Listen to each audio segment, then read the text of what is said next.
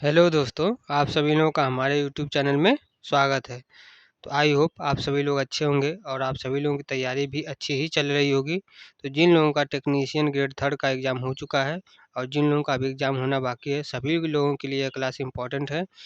तो चलिए शुरू करते हैं आज के प्रश्नों को। अगर अभी तक आप लोग हमारे चैनल पर नए हैं तो अभी तक सब्सक्राइब नहीं किया हमारे चैनल को, तो सब्सक्राइब कर लीजिए ताकि जब भी हम क्लास को अपलोड करें तो आप लोगों तक जो है पहुँच जाए।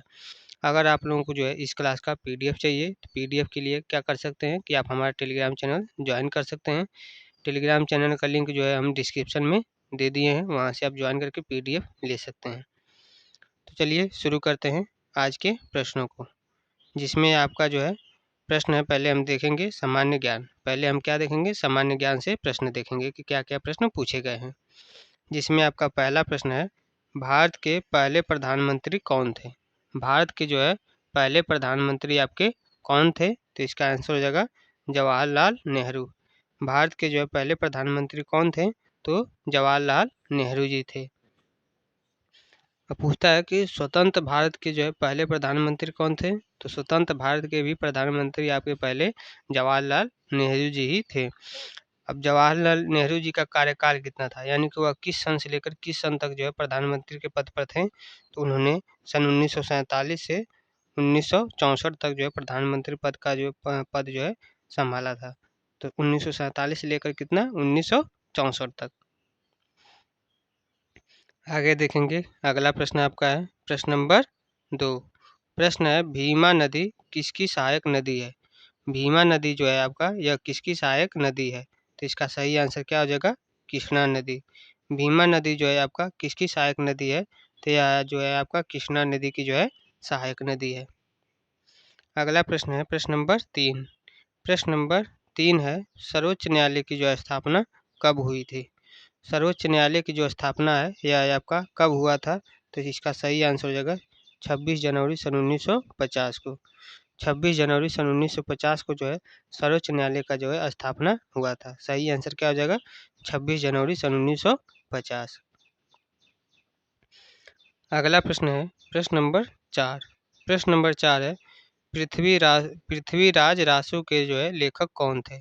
पृथ्वीराज रासो के लेखक आपके कौन थे? तो इसका सही आंसर हो जाएगा चंदर बरदाई। पृथ्वीराज रासो के लेखक आपके कौन थे? तो चंदर बरदाई सही आंसर हो जाएगा आपका। आगे बढ़ते हैं, अगला प्रश्न आपका है प्रश्न नंबर 5। प्रश्न है, राष्ट्रीय आय की गणना भारत में कौन करता है? राष्ट्रीय आय की जो गणना है वह भारत में कौन करता है? तो इसका आंसर हो जाएगा केंद्रीय सांख्यिकी कार्यालय यानी कि CSO।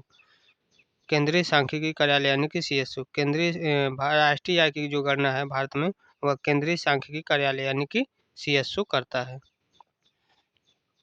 अगला प्रश्न है प्रश्न नंबर 6। प्रश्न नंबर 6 है, लाल बहादुर शास्त्री का प्रसिद्ध नारा क्या था? लाल बहादुर शास्त्री का जो है आपका प्रसिद्ध नारा क्या था? तो इसका सही आंसर हो जाएगा जय जवान जय किसान। लाल बहादुर शास्त्री का जो है प्रसिद्ध नारा जो है आपका क्या था? तो इसका सही आंसर होगा जय जवान जय किसान। अगला प्रश्न है प्रश्न नंबर 7। प्रश्न नंबर 7 है, कंचनजंगा पर्वत शिखर कहाँ पर स्थित है? कंचनजंगा पर्वत शिखर जो है यह आपका कहाँ पर स्थित है? तो इसका आंसर हो जाएगा सिक्किम में। कंचनजंगा पर्वत शिखर जो है आपका कहाँ पर स्थित है? तो सिक्किम में स्थित है। अगला प्रश्न आपका होगा प्रश्न नंबर 8। प्रश्न नंबर 8 है, भारत में कंप्यूटर साक्षरता दिवस कब मनाया जाता है? भारत में जो है कंप्यूटर साक्षरता दिवस जो है आपका कब मनाया जाता है? तो इसका आंसर क्या हो जाएगा 2 दिसंबर। 2 दिसंबर को जो है भारत में कंप्यूटर साक्षरता दिवस के रूप में मनाते हैं। अगला प्रश्न आपका है प्रश्न नंबर 9। प्रश्न नंबर 9 आपका है, श्वसन किस अंग के द्वारा होता है? जो श्वसन हम करते हैं वह किस अंग के द्वारा होता है? तो इसका सही आंसर आपका हो जाएगा फेफड़े के द्वारा। फेफड़ों के द्वारा जो है हम श्वसन करते हैं। अगला प्रश्न है प्रश्न नंबर 10। प्रश्न नंबर 10 है, भारतीय राष्ट्रीय कांग्रेस की स्थापना कब हुई? भारतीय राष्ट्रीय कांग्रेस का जो स्थापना कब किया गया था? तो इसका सही आंसर हो जाएगा आपका सन 1885। सन 1885 को जो है भारतीय राष्ट्रीय कांग्रेस का जो है स्थापना किया गया। अगला प्रश्न हम देखेंगे करेंट अफेयर।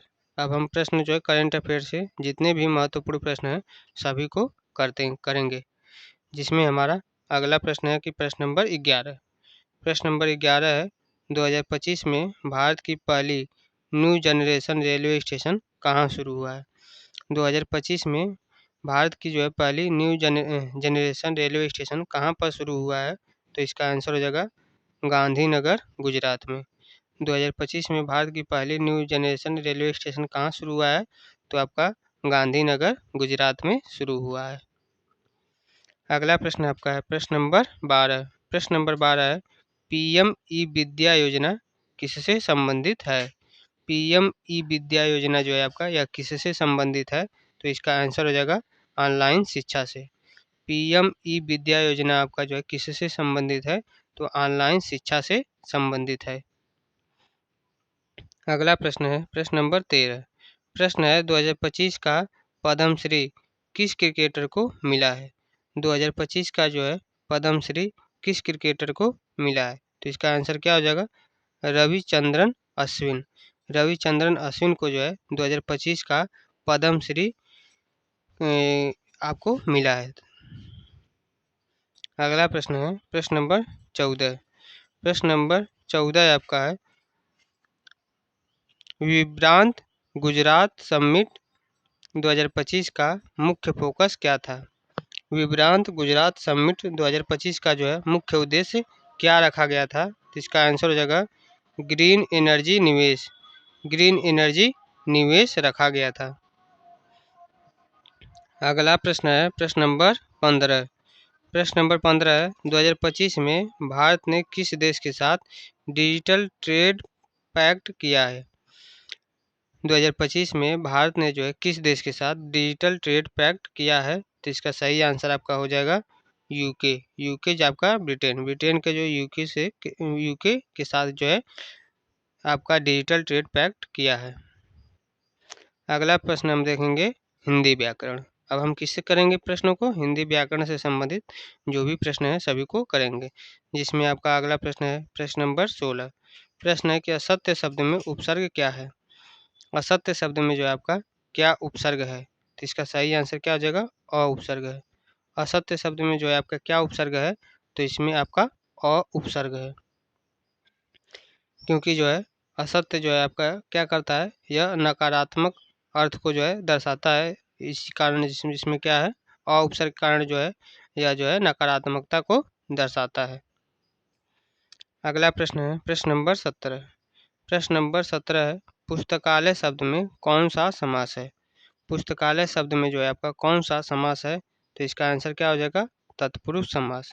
पुस्तकालय शब्द में जो है आपका कौन सा समास है? तो तत्पुरुष समास है। अगला प्रश्न है प्रश्न नंबर 18। प्रश्न है, दीन शब्द का विलोम क्या है? दीन शब्द का जो है आपका विलोम क्या है? तो इसका आंसर आपका हो जाएगा धनवान या फिर संपन्न। तीन शब्द का जो है विलोम यानी कि अपोजिट क्या हो जाएगा? तो आपका या तो धनवान होगा, धनवान या फिर संपन्न, दोनों हो सकते हैं। अगला प्रश्न आपका है प्रश्न नंबर 19। प्रश्न है, वृक्ष शब्द का पर्यायवाची क्या है? वृक्ष शब्द का जो है पर्यायवाची क्या है? तो इसका आंसर हो जाएगा तरु या फिर पादप। वृक्ष शब्द का पर्यायवाची क्या है? तो तरु या फिर पादप। अगला प्रश्न है प्रश्न नंबर 20। प्रश्न है, उपकार शब्द में कौन सा उपसर्ग है? उपकार शब्द में जो है आपका कौन सा उपसर्ग है? तो इसका आंसर हो जाएगा उपकार शब्द में जो है आपका कौन सा उपसर्ग होगा? तो उपसर्ग होगा। अगला प्रश्न है प्रश्न नंबर 21। प्रश्न नंबर 21 है, सप्ताह शब्द किस संज्ञा के जो है अंतर्गत आता है? सप्ताह शब्द जो है यह आपका किस संज्ञा के जो है अंतर्गत आता है? तो इसका आंसर हो जाएगा भाववाचक संज्ञा। सप्ताह शब्द जो है यह आपका किस संज्ञा के अंतर्गत आता है? तो भाववाचक संज्ञा के अंतर्गत आता है। अगला प्रश्न है प्रश्न नंबर 22। प्रश्न नंबर 22 है, गृहस्थ शब्द का संधि विच्छेद क्या होगा? गृहस्थ शब्द का जो है संधि विच्छेद क्या होगा? तो इसका आंसर हो जाएगा गृह प्लस अस्थ। गृहस्थ का संधि विच्छेद क्या हो जाएगा? तो गृह प्लस अस्थ। अगला प्रश्न है प्रश्न नंबर 23।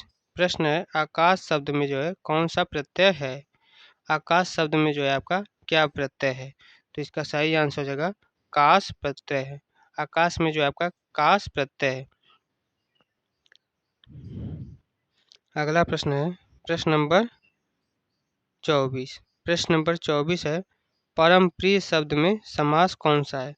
परम प्रिय शब्द में जो आपका कौन सा समास होगा, तो इसका आंसर हो जाएगा कर्मधारय समास। परम परम प्रिय शब्द में जो आपका कर्मधारय समास होगा। अगला प्रश्न है प्रश्न नंबर 25। प्रश्न है मोहित शब्द में जो है कौन सा लिंग है। मोहित जो में जो है आपका कौन सा लिंग होगा, तो इसका सही आंसर हो जाएगा पुल्लिंग। मोहित जो है आपका किस प्रकार का लिंग है, तो पुल्लिंग है। अब हम देखेंगे कंप्यूटर ज्ञान पर आधारित जितने भी महत्वपूर्ण प्रश्न हैं सभी को करेंगे, जिसमें आपका कंप्यूटर का अगला जो प्रश्न है वह है कि प्रश्न नंबर 26। प्रश्न है कंप्यूटर के इनपुट डिवाइस का एक उदाहरण क्या है। कंप्यूटर के जो है इनपुट डिवाइस का एक उदाहरण इनमें से क्या है, तो इसका आंसर हो जाएगा आपका माउस।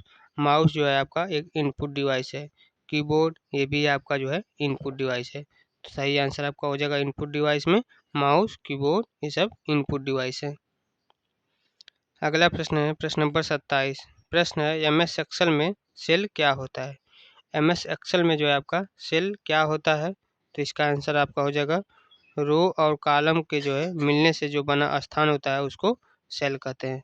एम एस एक्सेल में जो है आपके जो भी रो होते हैं और जो कॉलम बने होते हैं उनको मिलाकर जो बॉक्स बनता है उसी को सेल कहते हैं।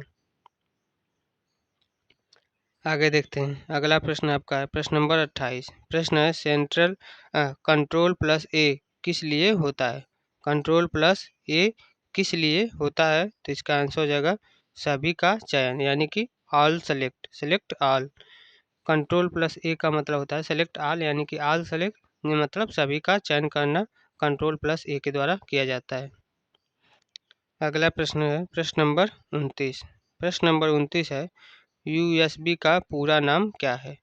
यूएसबी का जो है पूरा नाम क्या है, तो इसका आंसर हो जाएगा यूनिवर्सल सीरियल बस। यूएसबी का जो पूरा नाम यानी कि फुल फॉर्म क्या हो जाएगा, तो यूनिवर्सल सीरियल बस। अगला प्रश्न है प्रश्न नंबर 30। प्रश्न नंबर 30 है आईएसपी का जो है क्या अर्थ है। आईएसपी का क्या अर्थ है, यानी कि इसका फुल फॉर्म क्या हो जाएगा, तो आईएसपी का फुल फॉर्म होगा इंटरनेट सर्विस प्रोवाइडर। आईएसपी का फुल फॉर्म क्या हो जाएगा, इंटरनेट सर्विस प्रोवाइडर। तो आज के लिए आपके इतने ही प्रश्न थे। तो जितने भी प्रश्न करवाए हैं सभी के सभी इम्पोर्टेंट हैं। अगर आप लोगों को जो है इस क्लास का पीडीएफ चाहिए, तो पीडीएफ के लिए आप क्या कर सकते हैं कि हमारा टेलीग्राम चैनल ज्वाइन कर सकते हैं। हमारे टेलीग्राम चैनल का नाम है टीचिंग विद गोविंद, या फिर हमारे टेलीग्राम चैनल से जुड़ने के लिए इस वीडियो के जो डिस्क्रिप्शन में टेलीग्राम चैनल का लिंक दे दिए हैं, वहाँ से भी आप जाकर इस क्लास की जो पीडीएफ है उसको पा सकते हैं और अपना रिवीजन कर सकते हैं। अगर आप लोगों को क्लास अच्छी लगी है तो क्लास को जो है लाइक कर दीजिए और चैनल को तो ज़रूर से ज़रूर सब्सक्राइब करिए, ताकि जब भी हम क्लास को अपलोड करें तो आप लोगों तक जो है आसानी से पहुंच जाए। बस आप लोग इसी तरीके से क्लास करते रहिए, आप लोगों का जो है सिलेक्शन ज़रूर होगा। आज के लिए बस इतना ही। जय हिंद, जय भारत।